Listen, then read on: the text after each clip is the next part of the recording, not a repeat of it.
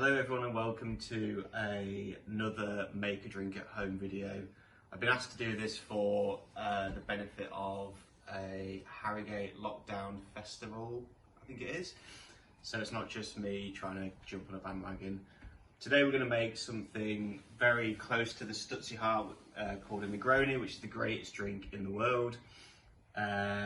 Really simple, make it at home, all using stuff that everyone should have in their own household. We are going to be using ingredients by a producer called Del Professore, which is this stuff here, and conveniently you can buy all of these ingredients as a little gift pack from Stuzzi. So if this tickles your fancy, then give us a shout and come and get involved. So you need a mixing glass, something to stir with, ice, glass, an orange, a knife, and your booze of choice. These little miniatures are 50 mils each. So if you just making one, obviously it's just half of each. I'm going to make two and just use the whole lot because I can't got to measure it. So we've got some vermouth. This is red vermouth. Get away.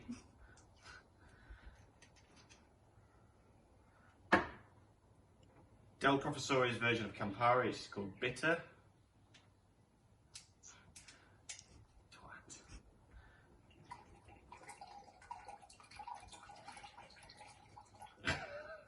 Really? Get out of it. Bitter, you can use Campari, but I'm using bitter, similar sort of profile.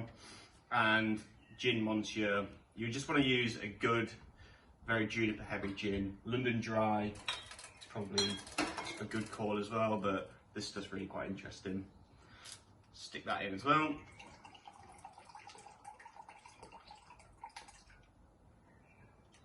Chops good in. Use your hands, there's no EHO here. Get your glasses nice and cold. Don't be shy of ice. Ice is good.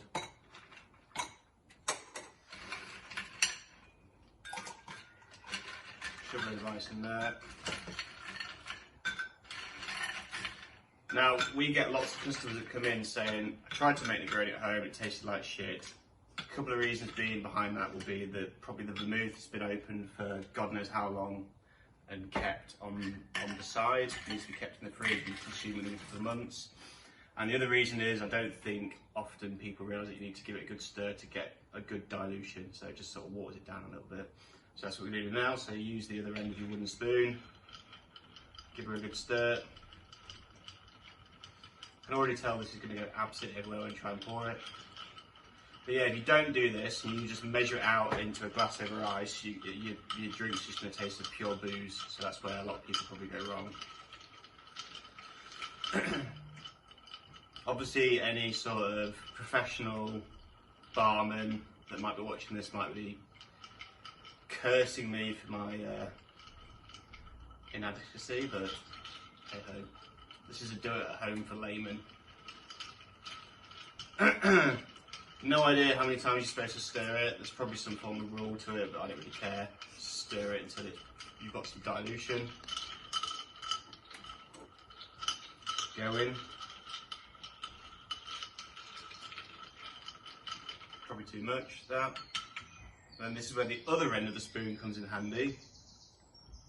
Pour that shit in. Oops, spill it everywhere.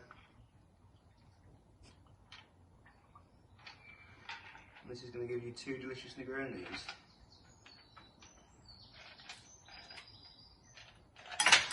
Shit. Now there's a great debate with Negroni as to whether it should be served with a slice of orange or a twist. I prefer a slice, if you prefer a twist it's up to you, but the twist gives you the essential oils off the skin. So I prefer a slice, but to still get those essential oils, just take a little bit off, give it a little zest over the top of it, and that is the game changer in your Negroni. Same with the other one. that just changes everything. And then slice. I think a slice is better personally because you get a bit of orange juice in there, gives it a bit of freshness. Now for me, the number one rule when it comes to having a Negroni is you always need a crispy cold beer on the side as a chaser. If you don't have that, something like this might happen very easily.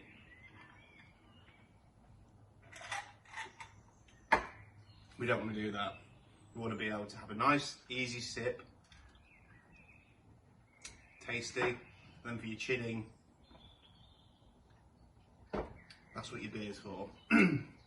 So really simple, gin, Campari, or bitter and vermouth. And if you want to recreate this at home, get down to Stuzzi, buy one of these little packs, or come and see us and buy big